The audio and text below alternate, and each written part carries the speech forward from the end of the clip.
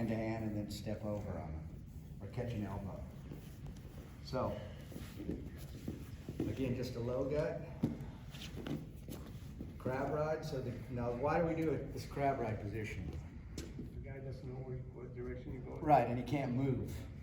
I want to freeze him. I don't want him moving and then I gotta catch him. I want to freeze him. So we freeze him, he's in position, then you can just rock, step, drive with your feet, drive, drive, drive, pull, 4 to 6 inches to your head, cover your gut. Easy. So the progression to get into this position is Patrick's down, so we're in a starting position. Okay, set. So Mason's got to load to one side, knees in, hands on the back. Okay, so back up for a second. What I try to tell kids is when you come in, down, get your chest down so you can cover right away. So if you're up like this, a lot of kids are like this and then the guy beats them down to the mat. So, here, hand, okay, here. Now, I'm attacking, I try to cheat a little bit in with my knee. I beat this position here. So here, just right here. So I'm here, and then I'm gonna attack the head and use my knee to try. Is this a leg foul, Serge? I didn't see John's head move, but sorry, do it again. So you gotta open them up to get your lock in.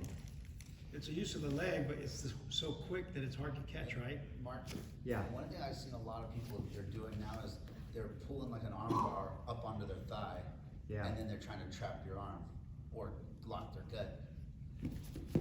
Yeah, so Jimmy's saying they're coming here. Yeah, right? they're stepping up and loading Yeah. it up. So And you can do kinda that, gotta right? trap. If you grab your own leg, then that's a leg pop for sure, right? Yeah. That's a leg pop. But if I grab this way, if I just grab and can't get my lock in, Patrick's gonna slide off me. Okay.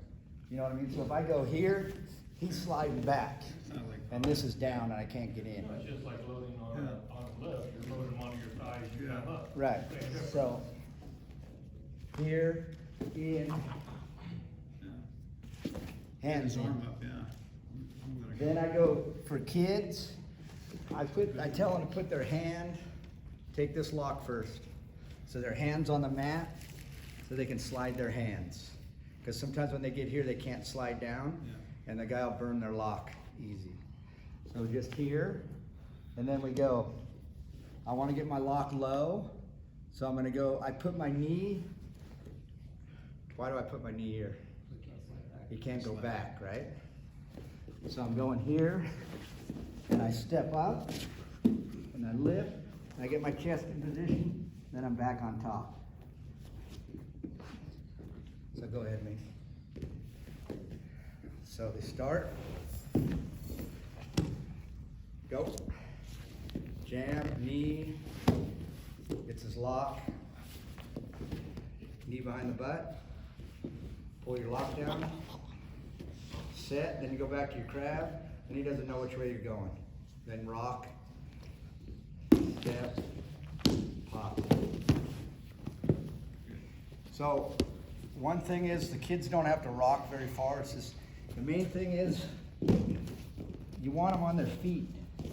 So if they just do this, then they're driving with this foot and this shoulder.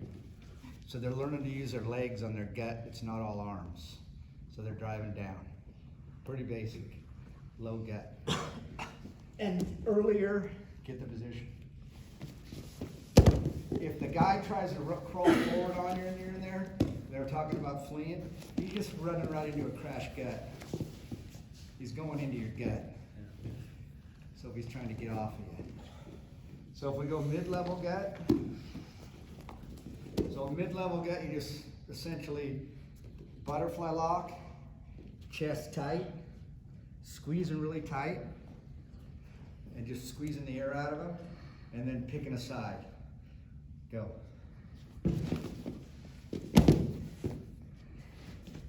Go again. Don't go fast feet, just get him. Easy. Some guys, what they do is so if he's up, if I go left, they slip their lock across a little bit. Like Harry Lester, you guys know who he is, he used to do that really good. He'd slip over a little bit, and then it tightens the shoulder. So it's just kind of a progression. But most kids, if they're just get them squeezing tight and then crashing on the shoulders, breaking a shoulder down. If he goes high gut,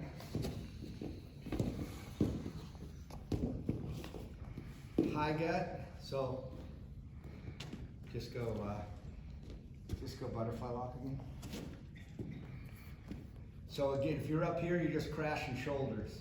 So you want to kind of rock away and then get over a shoulder and drive. So you're breaking the lock. Because the guys on the bottom is going to want to bring his elbows down and look in a little bit more. So 3 simple gut wrenches. The emphasis is lock. Don't get your chest over your lock. Drive with your legs, so it's not coming from your arms. And you got a low, a mid, and a high.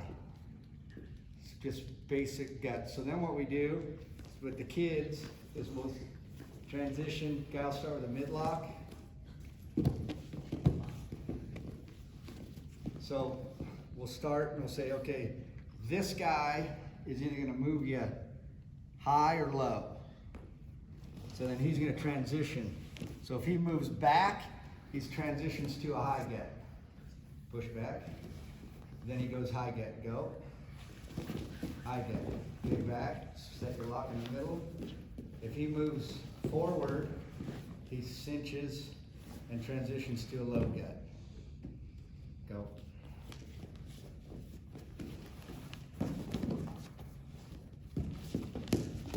So what you're teaching the kids is how to transition from position to position. So you can do it in a drill situation where the guy on the bottom is moving. If he moves you up, go high gut. Moves you low, go low gut. If he doesn't move you, you got your mid. Pretty simple. Basic gut wrench 101. But the key is using the legs and the shoulders. And then you can get more into crash guts and different things where you're really moving and progressing through. So then if we go mid gut, go fast feet. So those are basic guts, just getting the kids to ride their feet. So Mason does a good mid-level gut, he goes fast feet. And then you can start like you're doing a sprint, like a cone drill, boom, boom. And you get the guy moving his hips a little bit. So again, go to your mid. He goes fast feet, jam, over. So, go back. Mason will hit with his shoulder a little bit, his right shoulder. He'll go fast feet, and then boom. All he wants, if you get a split second, the guy moves his hip, and then you take him to the back side. So you can do fast feet drill. You can go from a mid gut, high gut, or low gut. Fast feet. So go fast feet on a low gut.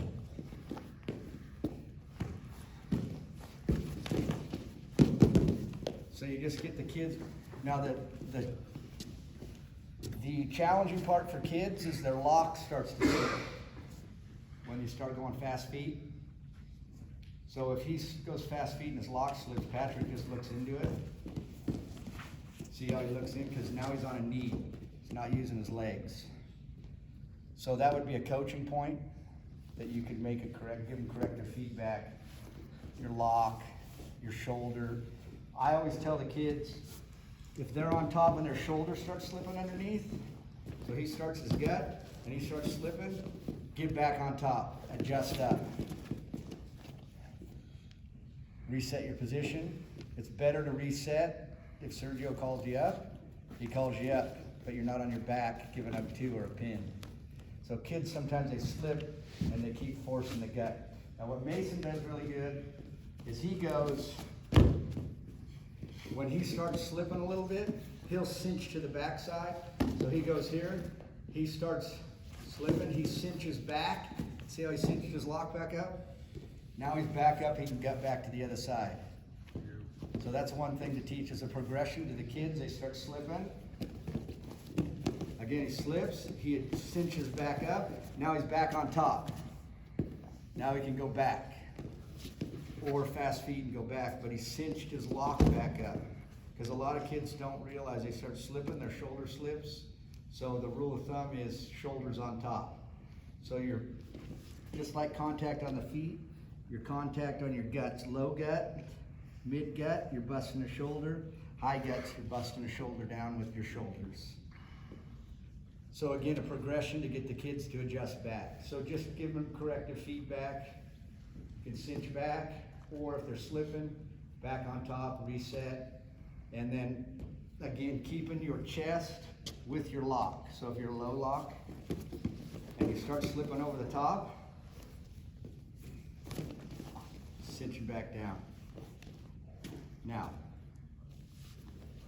he went to a low gut. I'm telling him to adjust. You would tell him to adjust.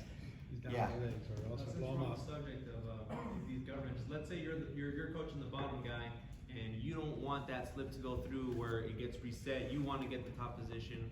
What are you coaching on bottom?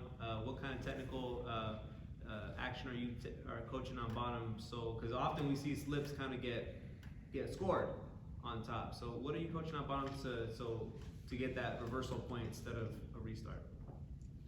So if he slips, if he's slipping underneath, this is a tricky one. Something for the officials, Yeah, like if he's, something for us. if he's slipping underneath, Patrick can catch the elbow, high post, high leg over, high head up, stay with the post. For the bottom guy. The problem kids have is they try to jump over and they're jumping into the gut wrench. So you gotta be careful. If that's another progression where your high hand, hips up.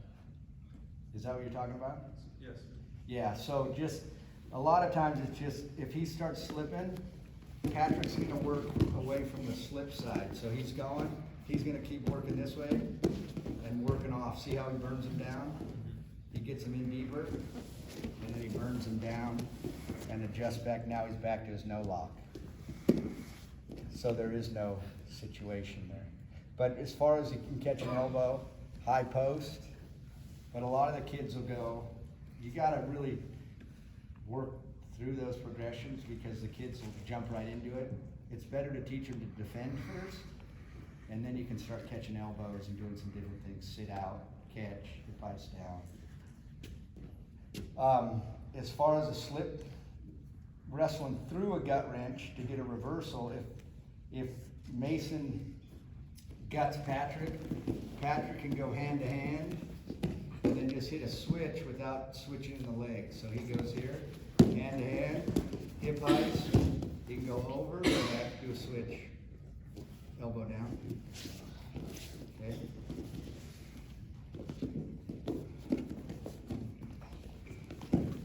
Hand to hand, and then instead of switching in here, all you're gonna do is jam down, break the lock, and then you're switching behind. So one of the big emphasis in at the senior level is wrestling through a gut. There's a lot of kids will go back down and just fall back to their position and then start over again. And just wrestling through it, hit a switch, keep fighting through the gut. That's why it's critical for this guy to cover the gut. Cover on top, so you can cover the gut. Any more questions on that? Yeah. So, as a coach, in what situation would you feel you would want a slip gut wrench called? In other words, what is the situation where you feel it's a slip gut and not a reversal? So the slip gut would be if he slipped all the way underneath and around without being caught. Yeah. So can you guys do that? He's like, no, This is a I don't have bad form, coach. This is almost tough to do. So if he starts gutting and he slips go all the way through, go, how would you score that? That's a slip gut. It's a slip gut. Slip gut. He didn't No- stop no on his points back. for him. No If he points. catches him and he freezes his position, Then, yeah, change so direction. go ahead, flip around. freeze him. Or what if Pretend you're a let's veteran. go and belly Pretend you're a down? veteran. Like as he's like rotating, let's go and just close his belly. So he goes here, catches, post. He needs to grab something, right? Yeah, so he's free, he throws them. Yeah, on the previous one, the coaches will ask for a 2 because he held them momentarily, but to me, it's a slip because it was his action. He didn't do much to earn those points. There he did. He created an offensive action to create those points. Right, so that's a critical thing from an officiating standpoint. If he keeps wrestling through it, like Sergio says, he keeps wrestling through it and comes back on top. Jimmy's question was, what if, so you can score, you guys can score this. So Mason goes gut wrench. He starts gutting, feels like he's slipping, Patrick goes up, and Mason bails out to his belly. He bails. Okay, Go to your back. Go to your back and let go. Go to your back and let go. As soon as you're on your back, put your belly out. Let go and belly out. Belly to belly. Now go belly. Now belly out, yeah. So, Yeah, I'm gonna score that 1. one reversal? Yeah. What would you call it, slip? I'd probably say slip. Okay, why would you call it? Top guy didn't do anything. Patrick Well, didn't no, do anything to take the position. I'm saying he took the position away because he did an offensive move. No, he didn't. All he did was post and he dug it. His Well, only do thing was it again, do it again. I thought you said you had a fight. I thought you said you had a fight. Hey, face the table, guys, face the table. It's a different view.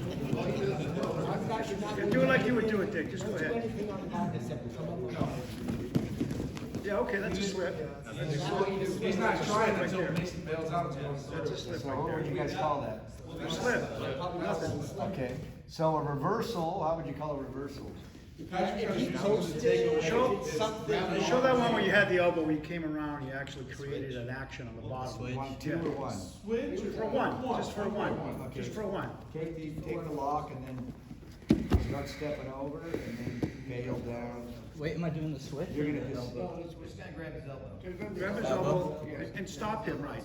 Have some action to stop. stop. Now he's stepping over. See how you step out and then bail out, boom. I would call that one because. I'm gonna call that one, he grabbed the elbow, he tried to create an action to stop him there. Just Boom, one.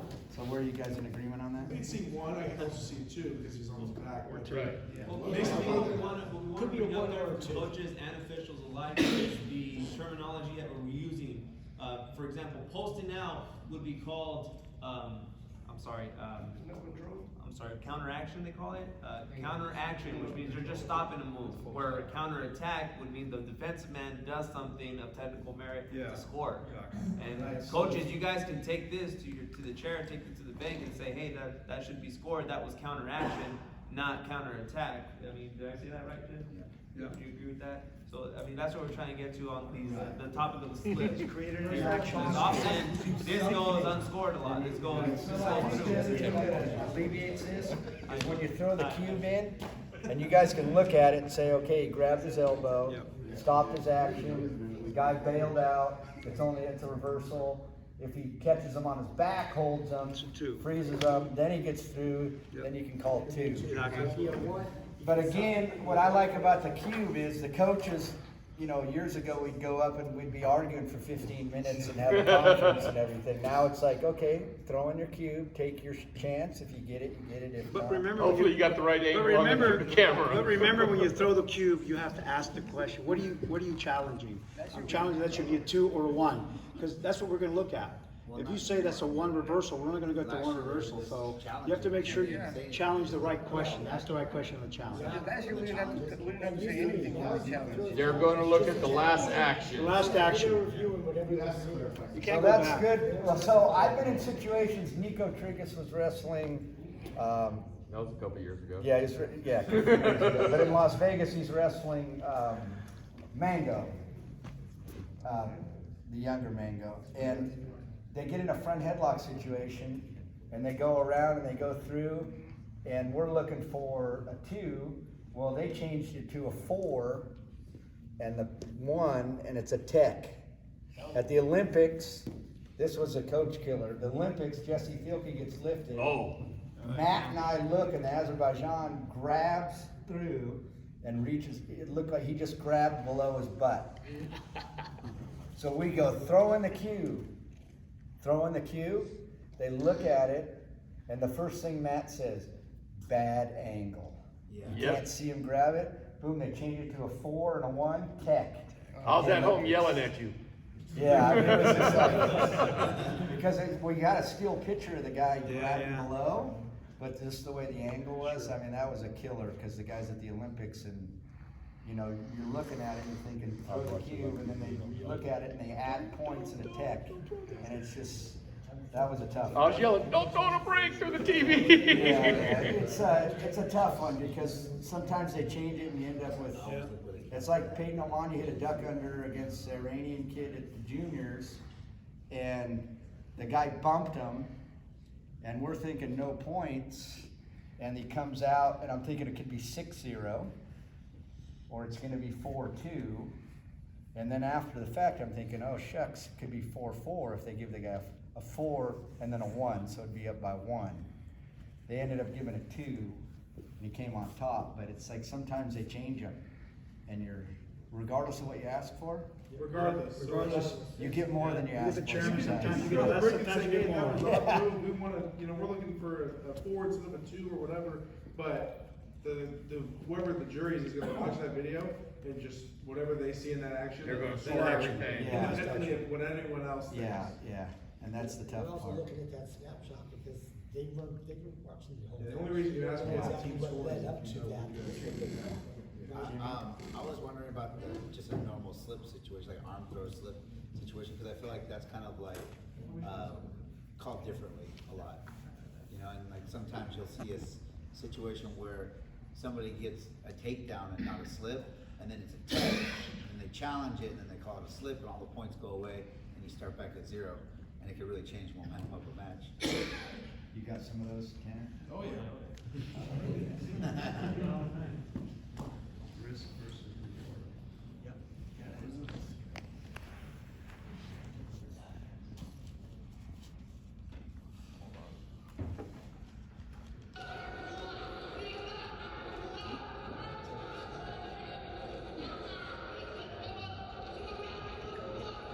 Sorry, I think they scored 2 red.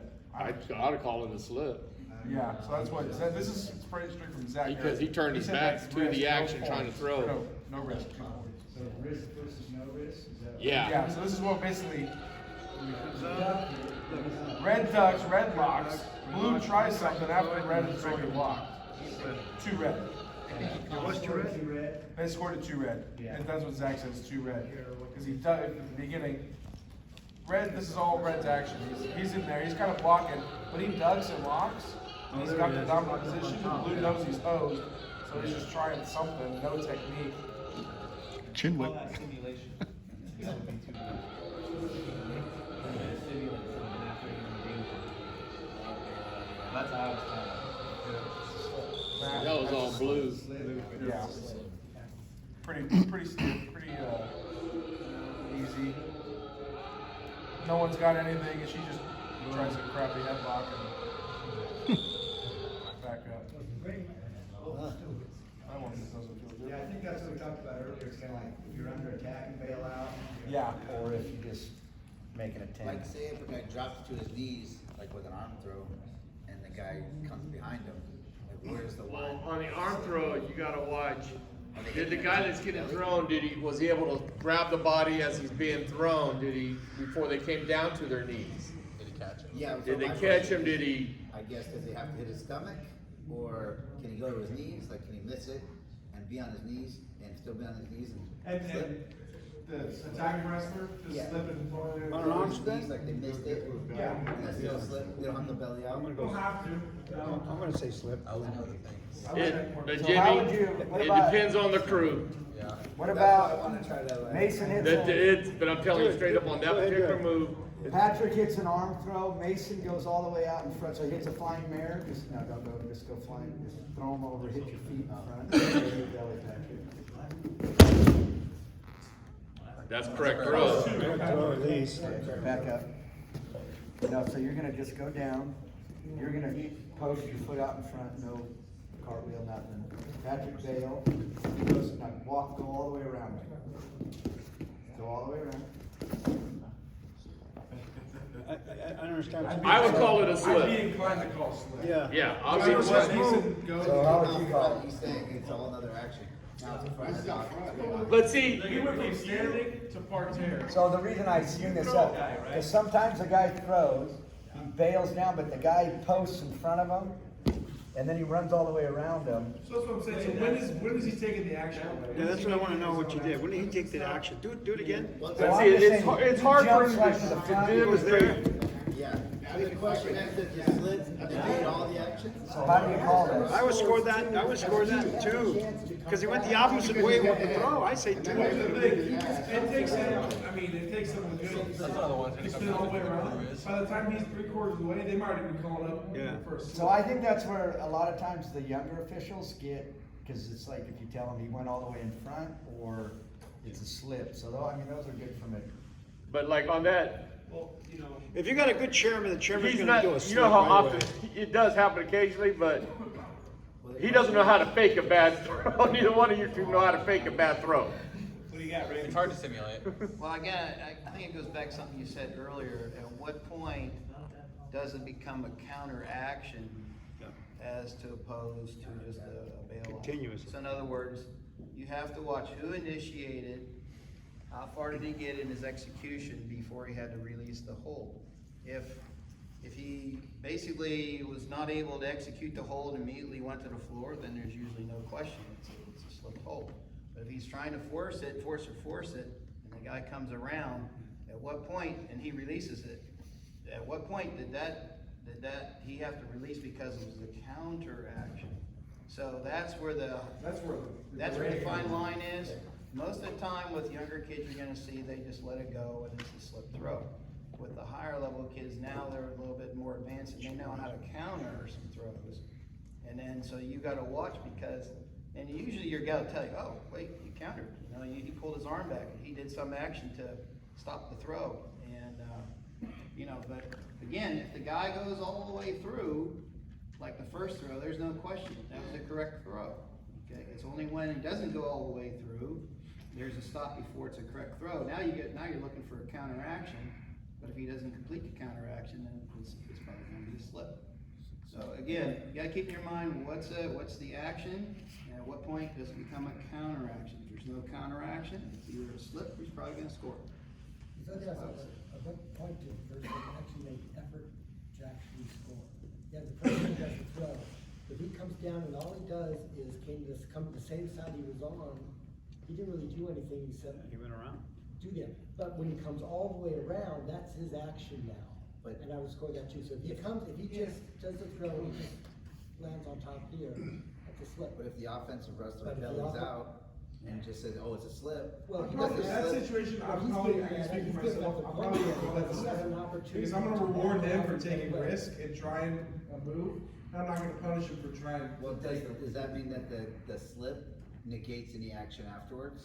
Yes. So it's just- Yes. That's what I'm Yeah. saying. So That's why if the you have a thing is, good he chairman, might be he's gonna able put to- slip yeah, right he away. might Try to hustle around, Yeah, I'm but probably as soon fine as at he's a in slip. there, I'm looking, I'm Chance to putting go him all on the way slip, around. I'm looking at my chairman, and he might wipe out I'm holding the whistle 3/4 away, it says he's getting around, because I don't wanna punish him for trying to move, or trying to score, because I want that, I want points, Well, I want to I think score. where we get the wonky part is when the offensive wrestler comes up and keeps wrestling. Yeah.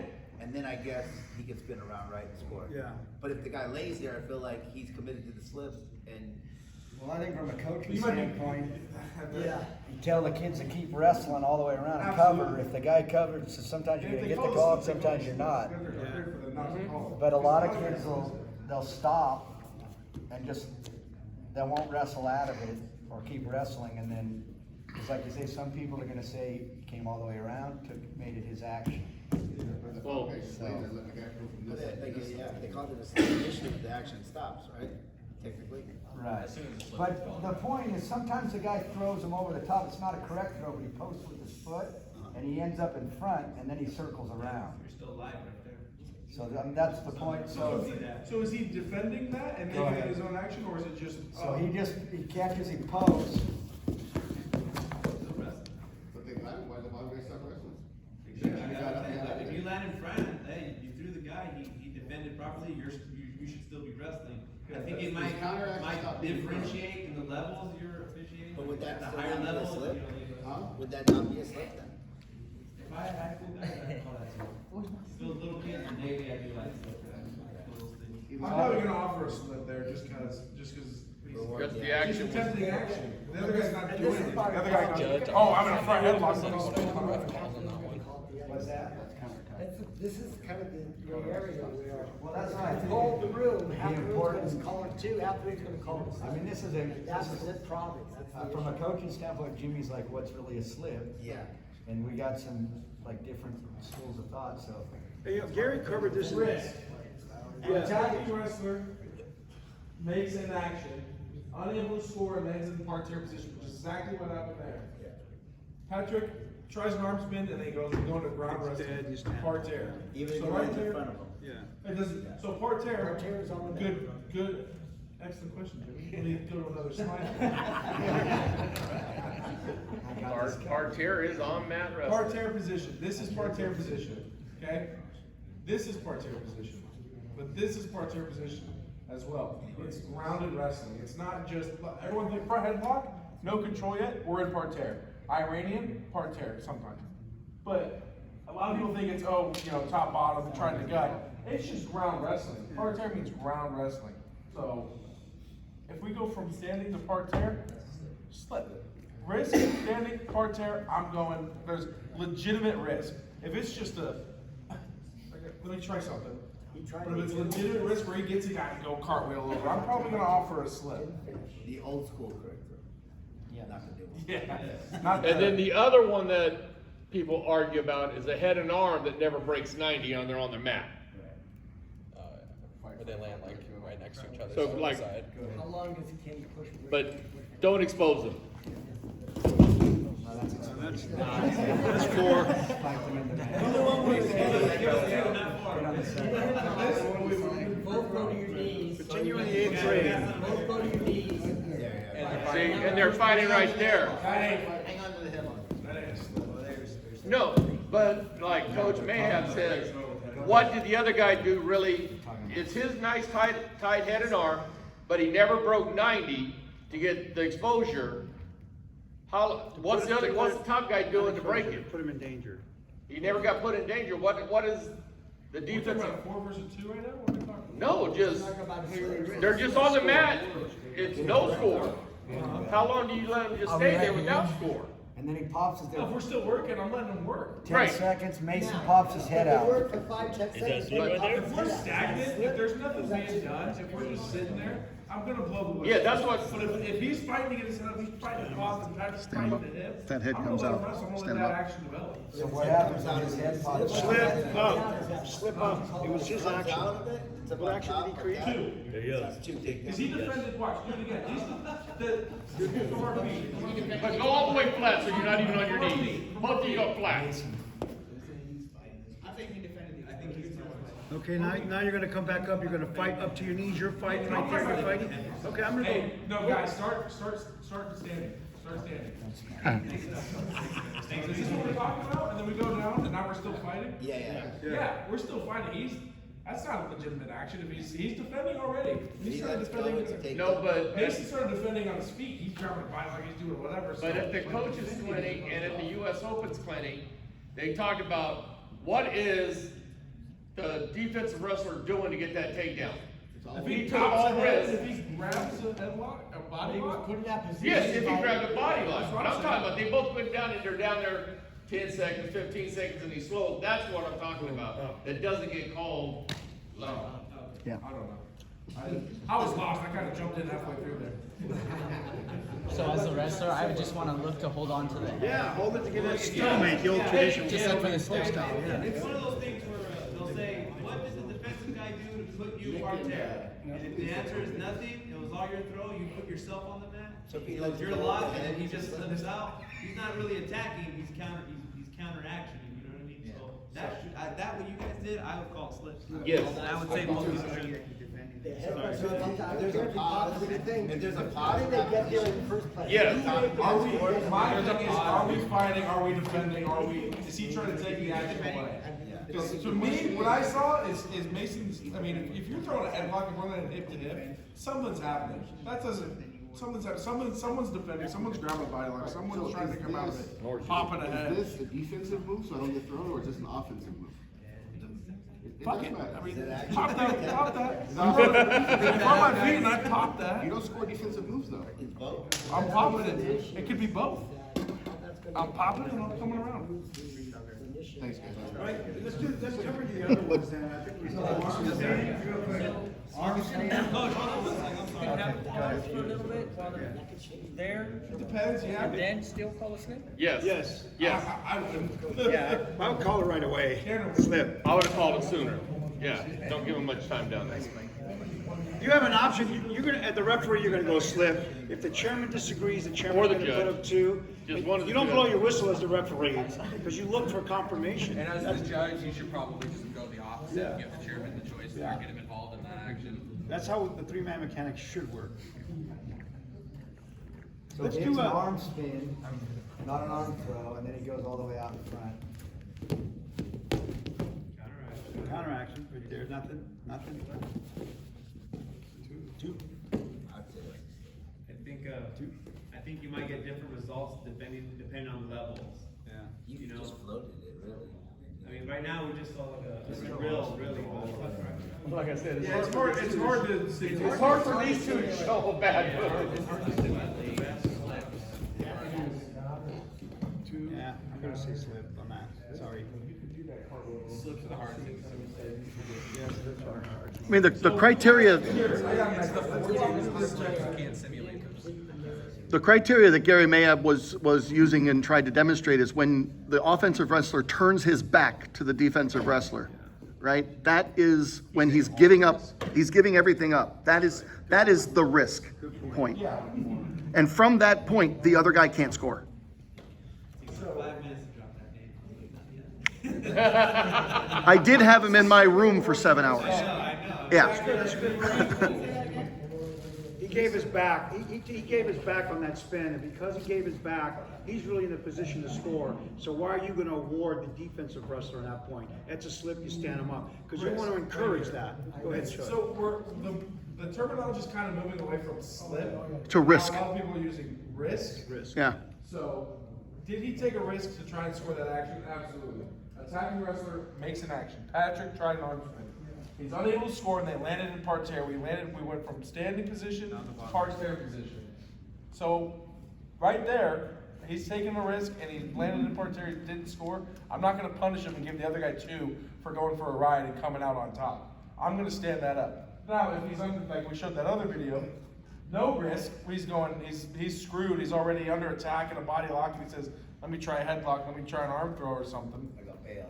A bailout, yeah, then we get 2. But if we're trying legitimate actions from our feet that aren't scoring, more than likely, me personally, calling a slip. Well, then the arm spin and the head and arm are in the same boat. Well, they're both slips. Even the when landing inside because But they landed when, in no, parterre. see, They you're not landed in hearing parterre. me. It's the same thing. They landed in Head and parterre. arm. When is he starting to defend? When's he starting to take the move away? On the mat, parterre. When on the mat.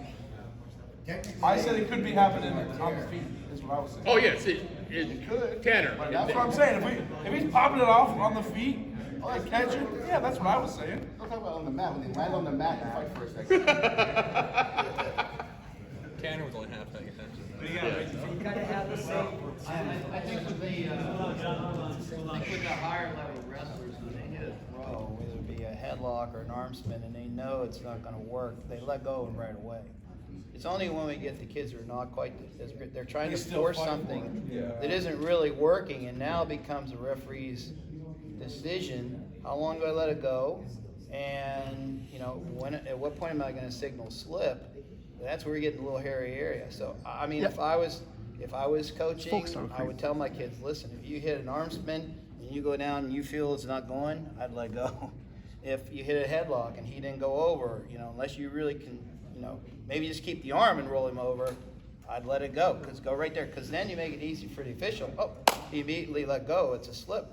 The longer you hang on, the more you got fighting. Now you have a chance for the bottom wrestler to defend and possibly score a situation. So I hate to say it, but especially with some like a less experienced official or someone who maybe doesn't know the rules as well as other officials, then yeah, they're going to see, oh, they're still fighting. They're still going. Well, your guys, you teach your guys to run your feet in that position, right? When you hit the head and arm land side by side, you teach your guys to run their feet, right? Say again, I'm sorry. So in that position, the head and arm position, when they land, you teach your guys to run your feet when they hit, right? To run through the guy to get him to his Yeah. back, yeah. Right. So you're not just sitting there just They're not side by gonna- side, they're you're not trying to gonna run them stop down. there. Yeah. That's a little different. John has a. I have a question. What are we asking our younger officials to do? Let's say we're in three-man mechanics and it's their first couple of meets at state or whatever. And they're out and there's a situation where there could be a slip. Who's supposed to make the call? Is it the whistle? And you call, Because I see a lot of, I mean, what are we telling them? Because I see a lot of these kids, the action happens, they're just looking at the chair. what I'm telling them is watch the match and call your match. And whether you're on the whistle, whether you're a judge, even chair to an extent, but they gotta pick between the two. But if I'm sitting at judge, nothing is changing except for when I'm out on the whistle and the way I make my calls. The only thing I'm not doing is I'm not blowing the whistle. I'm still gonna look for passivity, I'm still gonna offer passivity if the whistle's not. Half the time I throw my paddles up before the referee is throwing his hands up. I am going completely independent of them. And I'm doing that on the whistle, no matter what I see is what I call. And that's what I'm recommending to everybody. And if the young guy is on the whistle that didn't, hopefully we set up our crew Set up your crew. that we have solid, at least two, so the judge can throw up the slip and the chairman confirm the slip if the whistle missed it. Yeah. And we're asking. So we try to get our crews, especially to protect the young guy. But you are telling these guys, hey, you see a slip, make a, Don't yeah, blow at your least whistle. make the Yeah. make the And call. if you think it's a two, score of two. Right. You think Don't blow it your is, whistle, you call. look at the chair will tell you to stop it, it's a slip. The best way to protect a young whistle is to have a strong judge. A lot of times they're saying also is that in your mind, if you're not sure if that could have been a 4 or that could have been a 2, on the whistle, you should probably always try to give the higher criteria and let the other 2 sort it out. So are we going more into the, side of rewarding the risk? Yes. So Yes. more than not, so basically most things are gonna be called a slip, Yes. then less? That's what I've seen Greco. the past couple of I've years. seen that movement, which is, I think is good, cause It's we wanna fantastic. see action. Yeah. We want, That's we a want big people key event for to make attempts. Right. If you don't call slips, they will stop making attempts. UWW wants to see people fly. So do I. Yes, so do we both do. From a coaching perspective, I think Bring back forced parterre. that, if we teach our younger officials, this is just my perspective, what passivity is and how to present themselves when they're wrestling and how to keep their hips in and call kids for passivity or giving them attention that they're gonna get called for fleeing wrestling, they're gonna be more engaged and you're gonna see more action. But the problem, or one of the challenges I see, is you get younger officials and they don't understand what passivity is because we're folk style centric, head down, blocking. So I think from an education standpoint, what I'd like to see from a coaching standpoint is more head up, you're blocking, call the passivities. Put the kids, the coaches are gonna make the adjustments and the kids are gonna have to be more engaged. We get to state level state meets and we're trying to teach the kids contact, stance, position, and they get sucked into a folk style match and there's no passivity call and the kid's wrestling with his head down.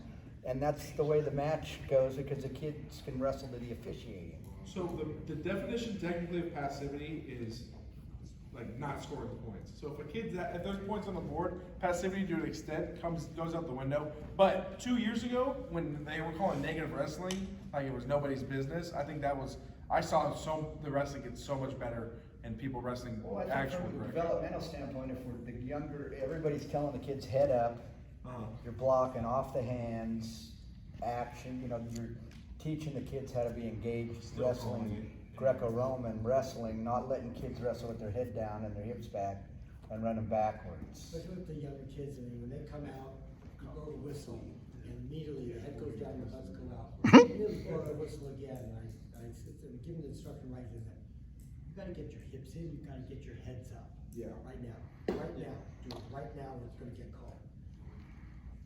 Start it again, and and hopefully Right, they'll but listen to you. I think that's the emphasis. The coaches are gonna make the adjustments if you're making the calls like that, but if you're letting the kid run around with his head down, running around, backing up, they're gonna rest of that. I think you see the transition from the officiating. We tell the crews, look, at first you're gonna look for passivity, because you're gonna want the, the Yeah. bottom wrestling.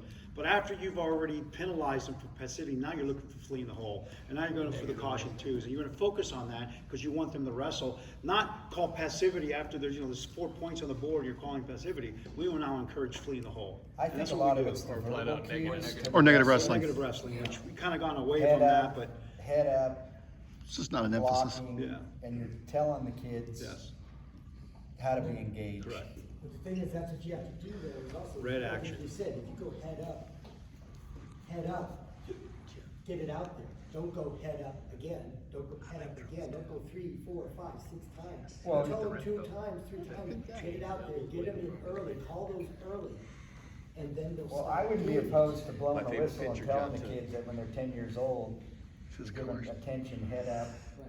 and, I'm talking about yeah. more higher level, but like I said, for the kids, I stop it right there and give them Yeah. verbal instructions, not while they're wrestling, say, get those hips in, get those heads up, you gotta start wrestling Greco. And then get that, and then hopefully they'll listen to you and then start again.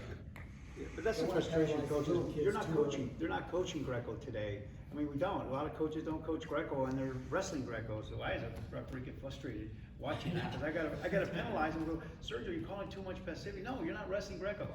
And coaches don't know Greco because it's transition from folk style, and that's what they teach. It's frustrating as a referee. Yeah, that's the challenge for us. Yeah. Yeah, you want them to wrestle, you want to sit there, pass it. At least I know when it's always kids on the mat, it's gonna be a vertical. Match.